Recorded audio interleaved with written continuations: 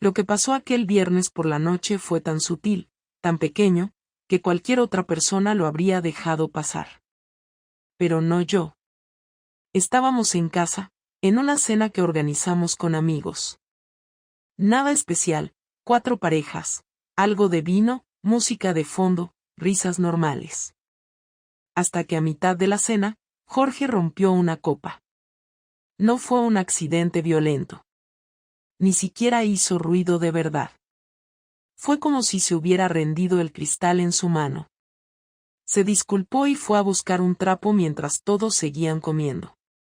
Y Rubén, que estaba sentado justo a mi izquierda, me miró. No fue una mirada coqueta. Fue una de esas miradas que se clavan, que dicen más de lo que deberían decir. No sonrió. Solo me miró. Y yo, idiota de mí, no aparté los ojos. Aguanté esa mirada como si no estuviéramos rodeados de nuestras parejas, como si el mundo entero se hubiese borrado por 3 segundos. Cuando Jorge volvió, yo ya estaba en otro sitio, en otra vida. Eso fue lo que cambió todo. No fue una conversación profunda. No fue una pelea con mi marido. No fue un mensaje escondido en un móvil. Fue una mirada. Una sola. Porque cuando llevas años sintiéndote invisible, basta con que alguien te vea de verdad una vez para perder el equilibrio. No fue una cosa inmediata. No nos besamos esa noche ni me escribió al día siguiente. No hubo nada tangible. Pero dentro de mí, la semilla ya estaba plantada. Esa noche, cuando todos se fueron y Jorge se metió en la cama sin decirme nada más que apagaste la cafetera, yo me quedé en la cocina un rato más. Me serví un vino que no quería, encendí un cigarro que no debía fumar, y me quedé pensando en Rubén. La idea no era quiero acostarme con él. No. Era más peligrosa. Era quiero que me vuelva a mirar así. Y es que Jorge llevaba años sin mirarme de ninguna forma. Nos casamos hace 8 años, pero nuestra relación estaba en piloto automático desde hacía por lo menos 5. Y yo también tenía parte de culpa. Me acomodé. Me volví práctica. Me centré en el trabajo, en que no faltara nada en casa, en que la ropa estuviera limpia, en que no se nos olvidaran los cumpleaños de nadie.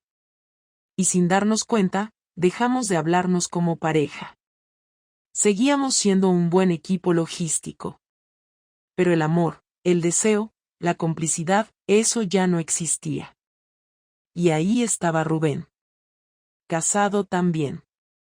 Padre. Con cara de buena persona. Y con una forma de hablarme que me hacía sentir que lo que decía importaba. Y lo peor es que ni siquiera sé si fue intencional.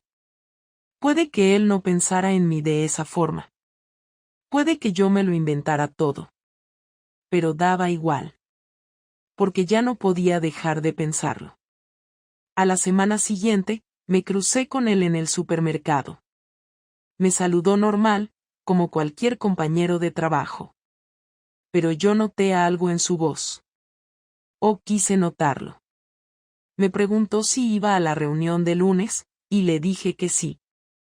Fue una conversación de 30 segundos. Pero esa noche, volví a tenerlo en la cabeza. Y fue ahí donde empezó todo. No con un beso. No con un hotel. Con una mirada, una copa rota, y un silencio compartido. Y con las ganas acumuladas de sentir algo distinto. Lo que fuera.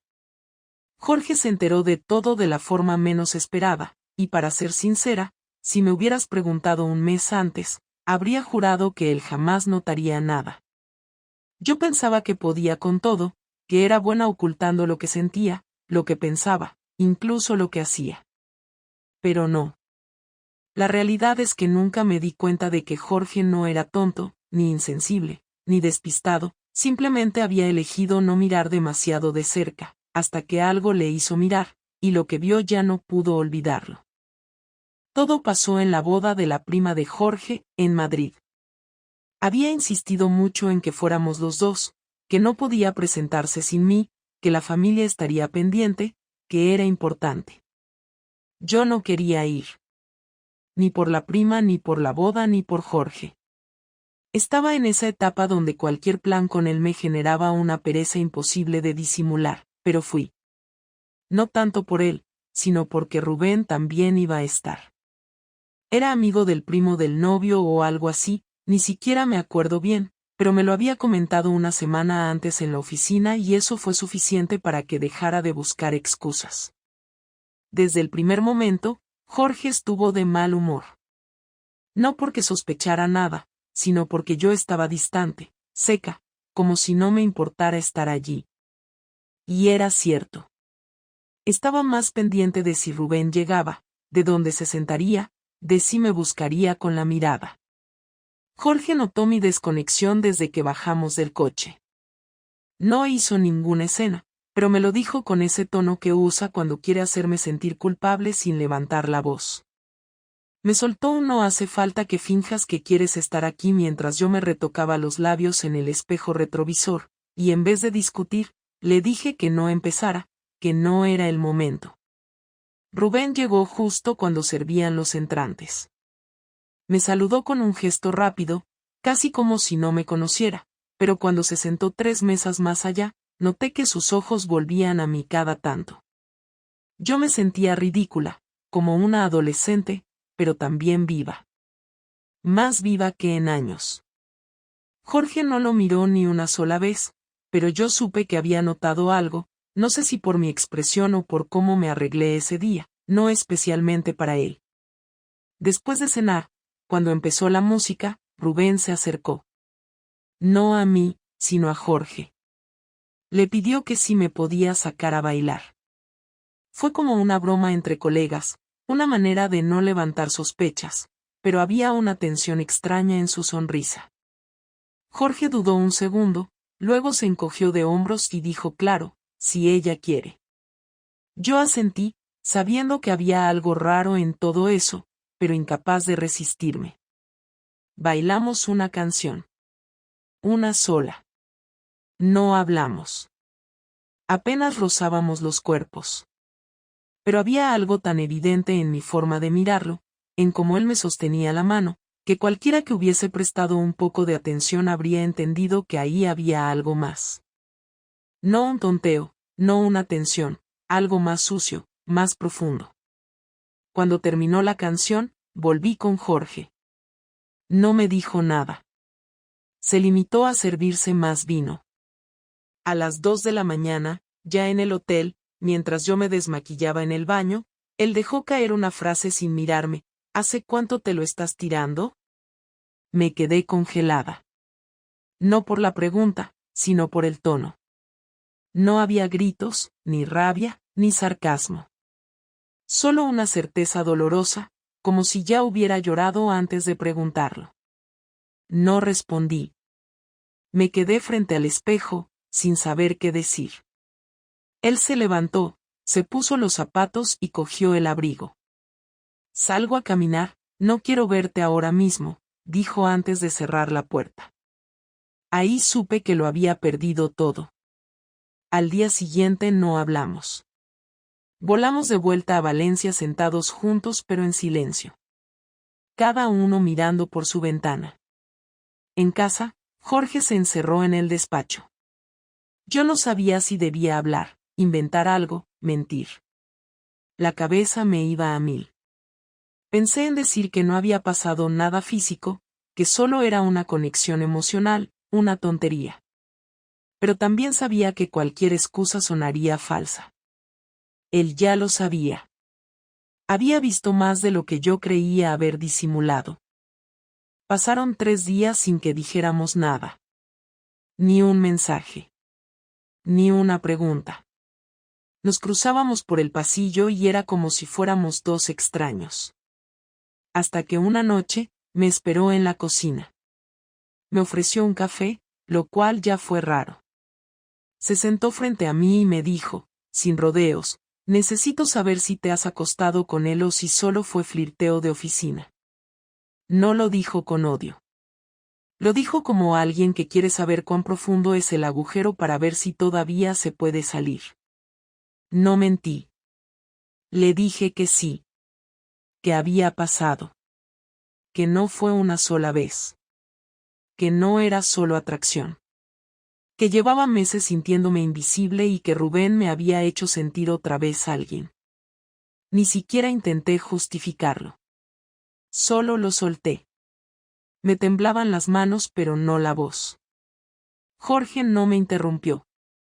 No dijo nada. Cuando terminé, se levantó y dijo, te agradezco que no me hayas mentido. Me voy a dormir. Esa fue su forma de asumirlo. Como si ya no pudiera hacer nada. Como si todo se hubiese roto y no tuviera fuerzas ni para gritar. Durante los días siguientes, Jorge empezó a comportarse como si yo no existiera. Hacía su vida. Comía afuera. Llegaba tarde. Dormía en el sofá. No me decía a dónde iba, ni cuándo volvería. Pero yo sabía que estaba tramando algo. No por venganza, sino porque él nunca fue de quedarse de brazos cruzados. Jorge es de los que necesitan entender lo que pasa, desmenuzarlo, atarlo todo con lógica. Y yo sabía que su silencio era una forma de preparar lo que venía. Yo, mientras tanto, me hundía en culpa. No por haberlo engañado, sino por no haber sido capaz de terminar la relación antes. Por haberlo arrastrado a una verdad tan cruel.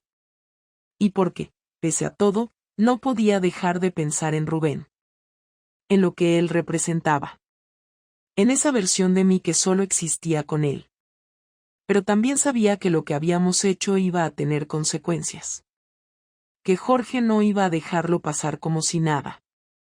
Que su calma solo era la pausa antes de algo mucho peor. Y así fue. La confrontación no ocurrió de golpe ni en un momento de tensión súbita, sino en una secuencia de situaciones que fueron acumulando presión hasta romper cualquier apariencia de normalidad. Durante la semana posterior a mi confesión, Jorge mantuvo una conducta tan controlada que me generaba una mezcla de calma falsa y miedo creciente. No gritaba, no insultaba, no hacía preguntas adicionales, pero tampoco me miraba ni por un segundo.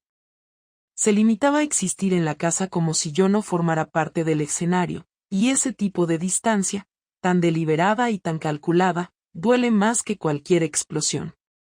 Yo seguía funcionando de manera casi mecánica, iba al trabajo, comía lo justo, y respondía a los mensajes de Rubén con frases cortas porque no sabía qué decirle mientras mi vida estaba cayéndose sin aviso claro y con consecuencias imposibles de frenar.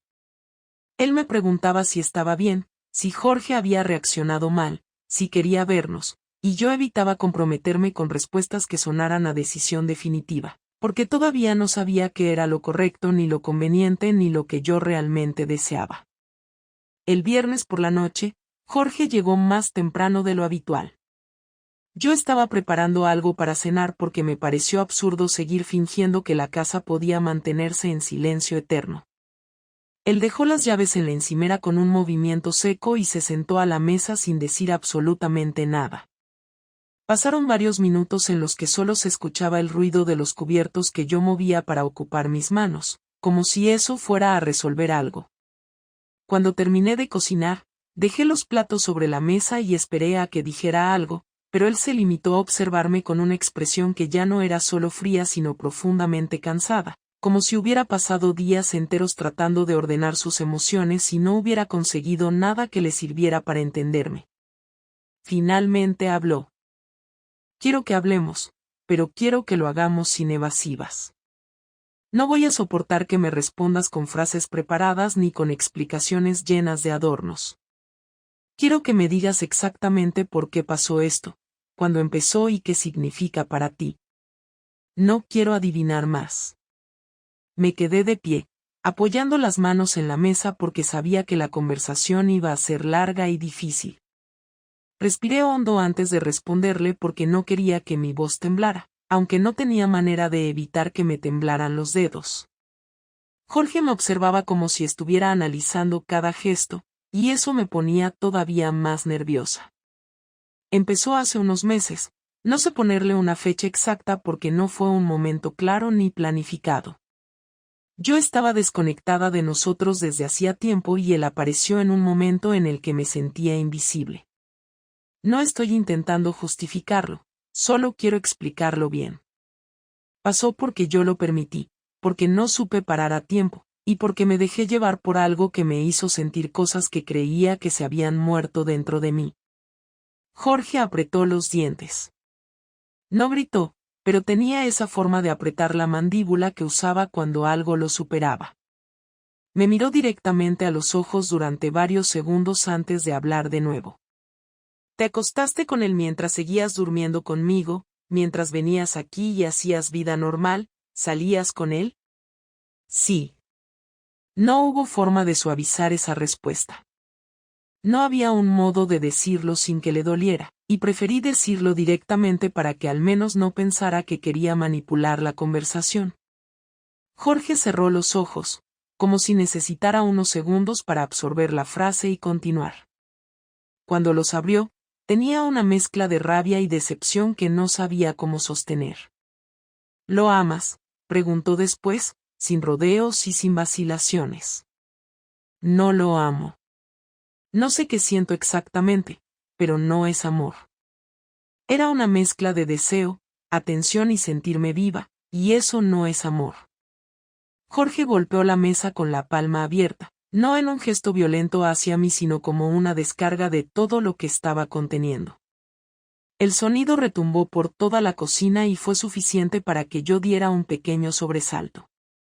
Se levantó y empezó a caminar de un lado a otro como si necesitara moverse para no explotar. No entiendo cómo llegaste a ese punto sin decirme nada. No entiendo por qué no hablaste conmigo antes. No entiendo por qué llevas meses mintiéndome con esa calma que parece que has tenido incluso ahora. Me cuesta entender si realmente querías salvar lo nuestro o si estabas esperando que yo descubriera todo para no tener que tomar una decisión. Yo sabía que cualquier cosa que respondiera iba a sonar mal, así que intenté ser lo más sincera posible aunque sabía que eso también tenía consecuencias. No hablé porque tenía miedo de que cualquier conversación terminara en una ruptura inmediata.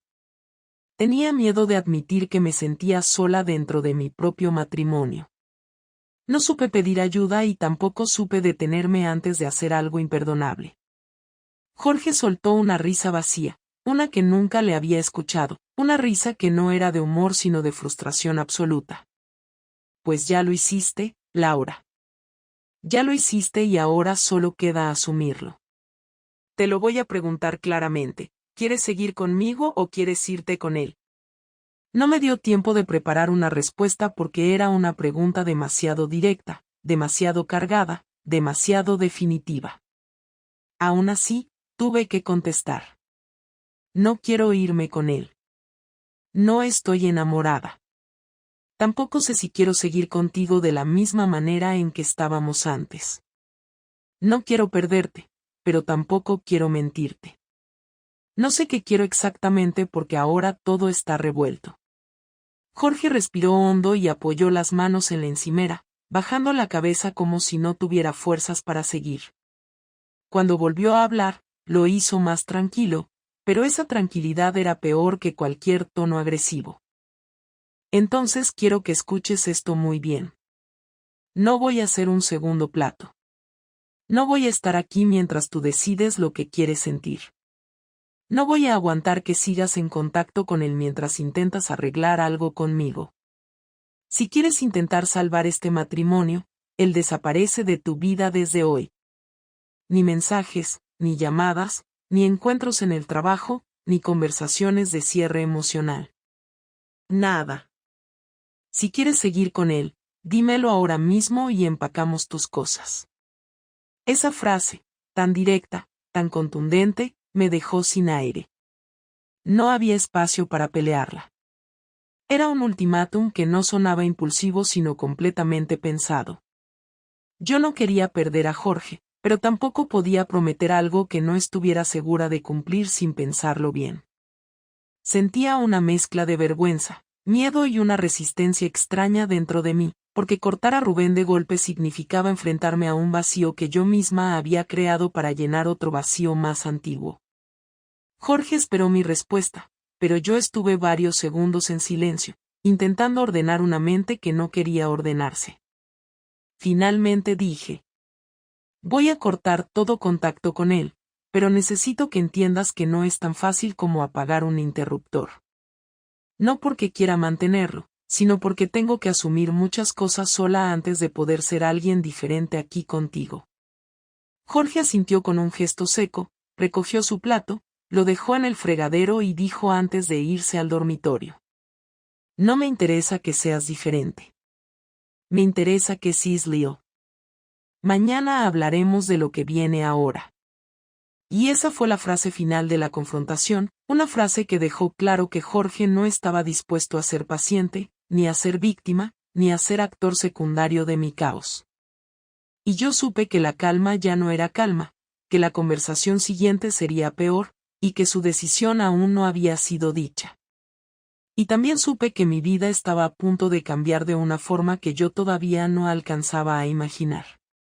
La venganza de Jorge no llegó como un golpe inmediato ni como una reacción impulsiva, sino como una sucesión de movimientos fríos, calculados y perfectamente pensados que me hicieron sentir que no estaba lidiando con el hombre con el que había compartido 8 años de matrimonio, sino con alguien que había desconectado emocionalmente para poder actuar sin temblar.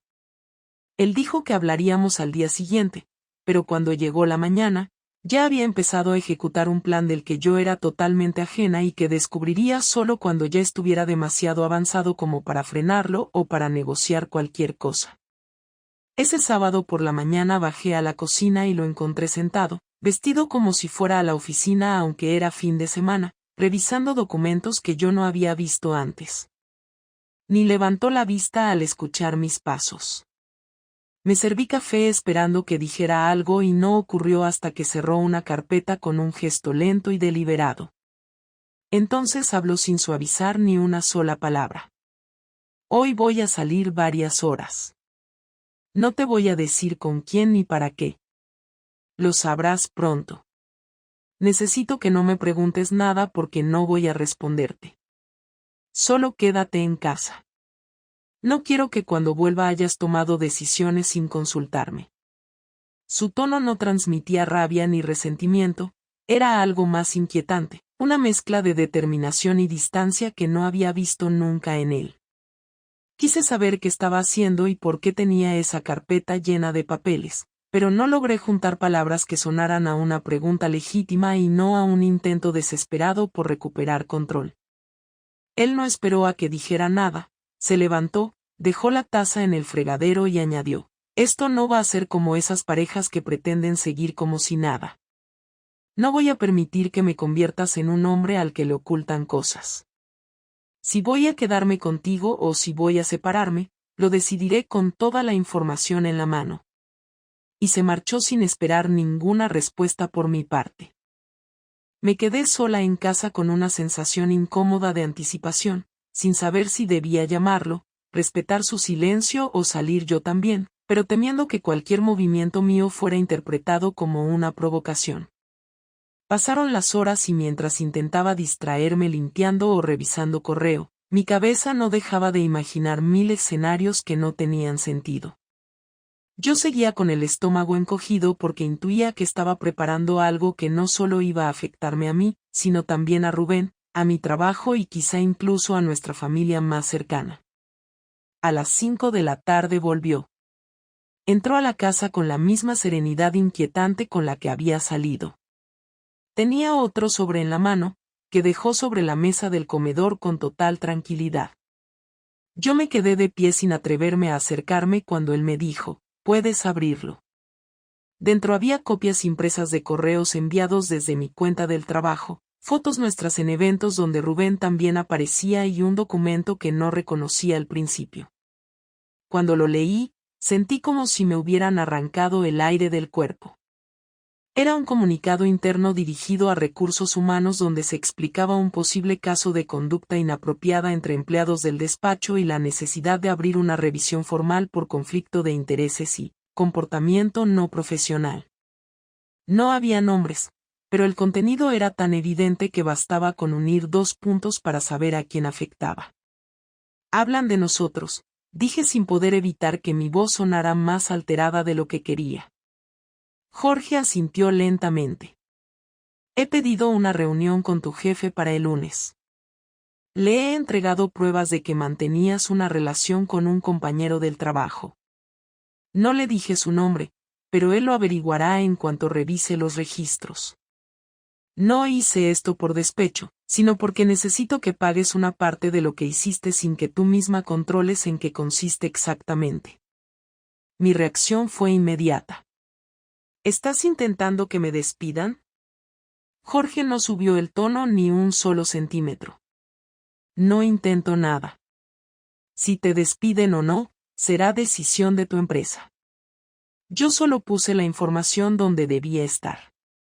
Tú rompiste nuestras reglas, tú expusiste nuestro matrimonio y tú fuiste negligente en tu conducta laboral al mantener una relación íntima dentro de tu propio entorno profesional. Solo estoy haciendo lo que tú no hiciste, ser honesto y transparente. No sabía si quería llorar, gritar o tirarle el sobre a la cara. Ni siquiera sabía si él estaba actuando desde un dolor legítimo o desde un deseo de castigarme. Lo único seguro era que había cruzado una línea que yo no creí que cruzaría nunca. Intenté sentarme, pero mis piernas temblaban. Jorge, no puedes hundir mi trabajo por esto.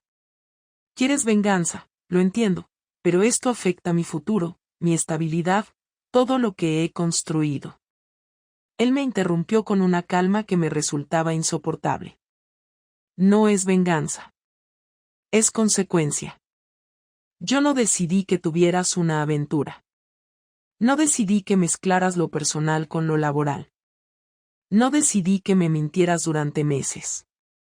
Tú hiciste eso. Yo solo estoy poniendo luz sobre los hechos. Me quedé callada unos segundos porque sabía que cualquier excusa que intentara decir iba a sonar insuficiente o incluso inmadura. Sin embargo, no podía quedarme sin decir nada. ¿Qué más has hecho? Jorge apoyó ambas manos sobre la mesa y me observó como si tuviera que evaluar si yo merecía saberlo. Llamé a Rubén. Le dije que sabía todo y que quería verlo cara a cara. Se negó, como era lógico, pero le dejé claro que si intenta ponerse en contacto contigo, yo también pondré en conocimiento de tu empresa los horarios, las salidas anticipadas y las coincidencias sospechosas. Le dije que no volviera a hablar contigo por ningún motivo. Esa frase me atravesó porque significaba que Jorge había tomado decisiones por mí sin consultarme. No tenías derecho a hacer eso, dije sin poder contener la mezcla de rabia y miedo que me subía al pecho. Él me miró sin pestañear. Tenía derecho a defender mi vida del daño que tú misma provocaste. Tenía derecho a marcar límites. Tenía derecho a dejar claro que no voy a compartirte con nadie. Si sigues viendo a ese hombre, no habrá nada que salvar entre nosotros.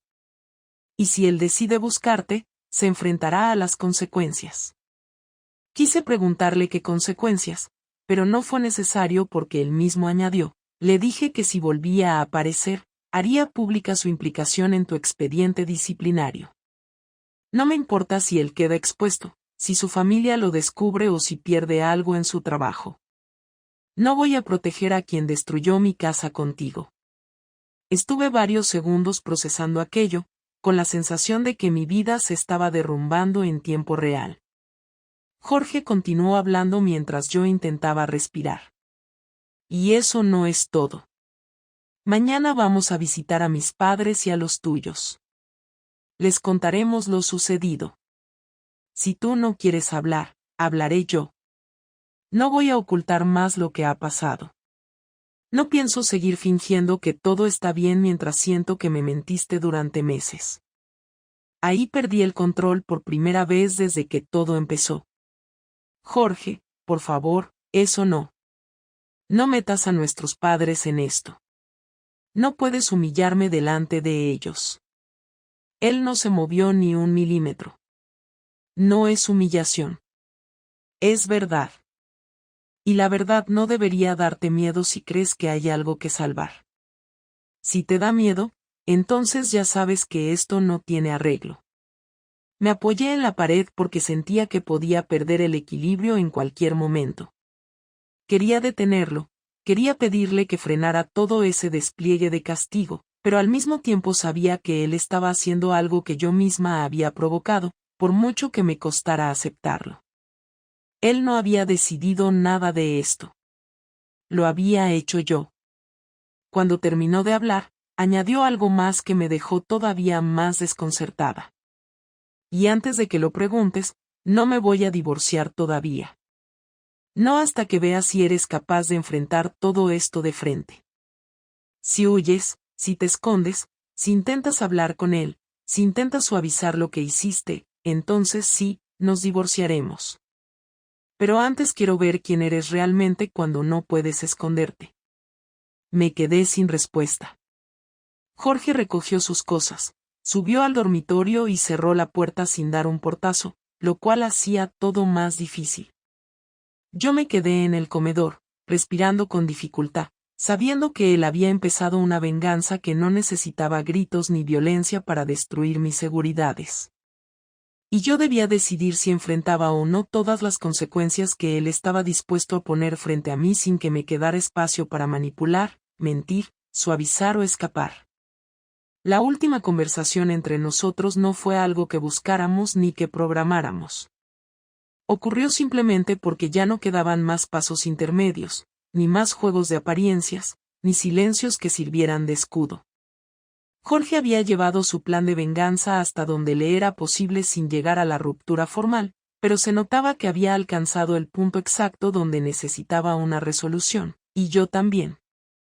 Lo que no esperábamos, o al menos lo que yo no esperaba, era que ese momento de hablar llegara una noche cualquiera, sin más aviso que el silencio incómodo de compartir una casa que ya no parecía un hogar. Esa noche estaba en el salón con el portátil encendido pero sin mirar realmente la pantalla. Estaba intentando adelantar algo del trabajo, sabiendo que al día siguiente tendría que enfrentar a mi jefe y a recursos humanos. Jorge entró con un vaso de agua y se quedó parado en el marco de la puerta. Me observó durante unos segundos como si estuviera decidiendo si era el momento adecuado o no. Finalmente habló. ¿Estás lista para hablar sin esconderte?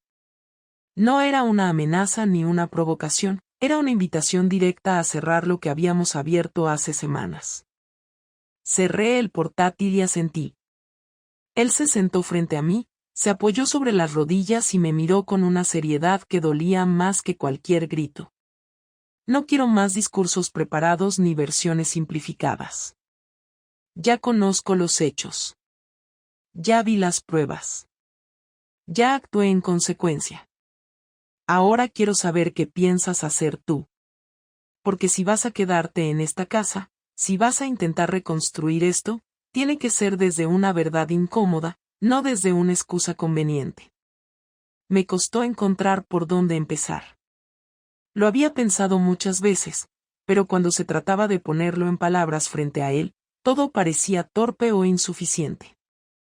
Aún así, sabía que no podía seguir retrasándolo.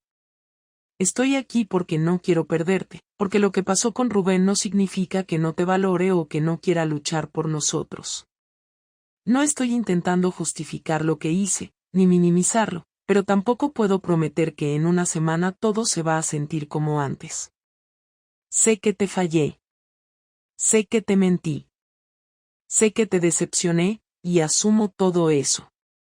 Pero también sé que si hay una posibilidad de reparar algo, tiene que venir desde el dolor real, no desde el miedo o la culpa. Jorge no dijo nada de inmediato. Se limitó a mirar al suelo y a respirar profundamente, como si necesitara fuerza para no cerrarse por completo. Cuando levantó la cabeza, ya no tenía esa expresión impenetrable que había mostrado durante los últimos días. Lo que más me duele no es lo que hiciste. Es que lo hiciste sin darme ni una sola oportunidad de saber lo que te estaba pasando. Me diste por muerto emocionalmente. Me reemplazaste sin avisar. Te rendiste en silencio. Eso no tiene vuelta atrás, Laura. Aunque me digas ahora que quieres arreglarlo, el daño ya está hecho. No puedo borrar lo que vi, ni lo que escuché, ni lo que sentí. Cada vez que cierro los ojos, tengo imágenes que no pedí. Tengo dudas que no quiero. Tengo rabia que no desaparece aunque intente calmarme.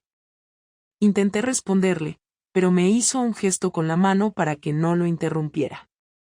Quiero entender por qué no me lo dijiste, qué había en mí que te dio tanta certeza de que no valía la pena intentarlo primero conmigo antes de irte con él. Esa pregunta era la más difícil de todas porque no tenía una sola respuesta. No era por falta de amor, ni por desprecio, ni por falta de confianza. Era una mezcla de desgaste, rutina, frustración y miedo que se había acumulado sin que nadie lo notara. No lo dije porque sentía que no me escuchabas, porque cada vez que intentábamos hablar de lo nuestro terminábamos en un punto muerto, porque me daba miedo que si te decía que no me sentía bien contigo, lo tomaras como una ofensa y no como una necesidad de arreglar las cosas. Me equivoqué. Lo sé. Pero en ese momento sentí que no tenía espacio para ser escuchada sin que tú te sintieras atacado. Me callé demasiado tiempo. No supe pedir ayuda sin parecer agresiva. Y cuando Rubén apareció y me hizo sentir que todavía podía provocar algo en alguien, perdí el control. Jorge frunció el ceño. ¿Y ahora lo extrañas?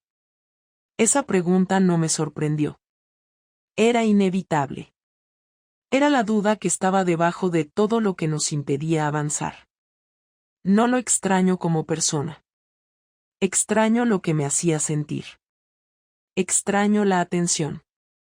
Extraño el deseo. Extraño sentirme importante para alguien. Pero no lo quiero a él. Si mañana se fuera del país, no me afectaría. No estoy aquí porque él me rechazó. Estoy aquí porque, a pesar de todo lo que hice, tú me sigues importando. Jorge se quedó en silencio, procesando todo eso. Pasaron varios segundos antes de que dijera algo más. Entonces esto es lo que va a pasar. Vamos a hacer una pausa. No vamos a hablar más de él. No vamos a hablar más del pasado durante un tiempo. Vamos a convivir como dos personas que se conocen pero que no se deben nada, al menos no de inmediato. No esperes gestos de afecto, no esperes dormir juntos, no esperes que te mire como antes. Pero si voy a observar cómo te comportas, cómo te comunicas, si vuelves a buscarlo, si dices una cosa y haces otra. Y dentro de un mes, tomaremos una decisión.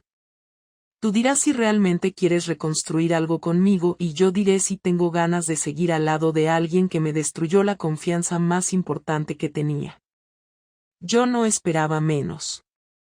No podía pedir más. Asentí, sabiendo que cualquier intento de exigir algo sería absurdo. Está bien, dije. Acepto lo que propones. No te voy a mentir más. No voy a buscarlo. Y si en algún momento sientes que esto no va a ninguna parte, quiero que me lo digas directamente. No quiero prolongar esto si se ha roto para siempre. Jorge se levantó y caminó hacia la puerta, pero antes de salir dijo algo que me acompañaría por mucho tiempo. Esto no es una oportunidad para volver a lo que éramos. Es una prueba para saber si podemos construir algo distinto. Si vuelves a fallar, esta vez no habrá segunda conversación. Y se fue, dejándome en el salón, con la mente llena de preguntas, pero con una claridad nueva. Ya no era el tiempo de defenderme ni de justificarme. Era el tiempo de demostrar si tenía la capacidad de ser alguien distinta o si simplemente había llegado al punto donde ya no quedaba nada por hacer. El último mes en esa casa fue probablemente el periodo más tenso, largo y raro que he vivido en mi vida. Jorge cumplió su palabra.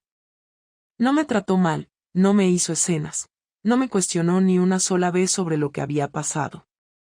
Pero tampoco me ofreció ningún gesto de acercamiento ni de afecto. No hubo caricias, no hubo abrazos, no hubo una simple mano sobre el hombro al pasarme por detrás en la cocina. Cada conversación fue práctica, casi como si viviéramos juntos por razones logísticas. ¿Vas a usar el coche hoy? ¿Has visto el recibo del seguro? Faltan yogures, acuérdate al volver. Eran frases que no tenían contenido emocional, que solo servían para mantener la maquinaria doméstica funcionando. Y eso, aunque al principio lo agradecí porque no sabía cómo hablarle de verdad, con los días se volvió una tortura en cámara lenta. Sentía que vivía con alguien que me estaba evaluando sin mostrarlo, que cada palabra que decía era registrada, cada gesto observado, cada salida anotada mentalmente para una decisión que aún no se había pronunciado pero que yo sentía cada vez más cerca. En el trabajo, la situación no fue mucho mejor. Aunque no me despidieron, me trasladaron de área y me quitaron proyectos importantes. No lo dijeron de forma directa, pero estaba claro que el rumor se había extendido y que mi jefe prefería mantenerme lejos de decisiones relevantes. Rubén, por su parte, dejó de comunicarse conmigo desde el día que Jorge le amenazó con exponerlo. No me escribió más, ni intentó llamarme, ni se acercó a hablar. Evitaba coincidir conmigo incluso en los pasillos. Su silencio, aunque lógico, me dolió más de lo que estaba dispuesta a admitir. Me hizo sentir desechable, como si todo lo que habíamos compartido no hubiera tenido ningún valor real. Pero tampoco podía quejarme. Él solo se estaba protegiendo de una situación que ya estaba contaminada por completo. Con el paso de los días, empecé a notar que Jorge no solo observaba, sino que había empezado a tomar decisiones personales sin consultarme. Cambió su rutina de gimnasio, empezó a asistir a sesiones de terapia individual, incluso salió un par de veces con gente del trabajo y no me dijo nada hasta que lo vi llegar tarde. No pregunté. No porque no me interesara, sino porque sabía que era parte del trato. Él necesitaba espacio para pensar, para sentir, para descubrir si podía o no reconstruir algo conmigo. Y yo tenía que aceptar que ya no tenía ningún derecho a saberlo todo. Por primera vez en muchos años, nuestra relación ya no era un lugar seguro para ninguno de los dos. La noche antes de que se cumpliera el mes que él mismo había marcado, lo encontré en el salón mirando la televisión, aunque la pantalla estaba en silencio. Solo la luz azul iluminaba su cara y sus manos estaban cruzadas sobre el regazo. Me senté en el sillón de al lado sin saber si era el momento o si debía esperar a que él hablara primero. Pero no tuve que esperar mucho. Mañana es el día, dijo sin apartar la vista del televisor apagado. He pensado mucho. He revisado todo lo que hicimos, todo lo que dijiste, lo que no dijiste, lo que cambió y lo que no, y creo que ya tengo una decisión. Me tensé, pero no dije nada. Sabía que interrumpirlo solo lo alejaría de lo que estaba a punto de compartir.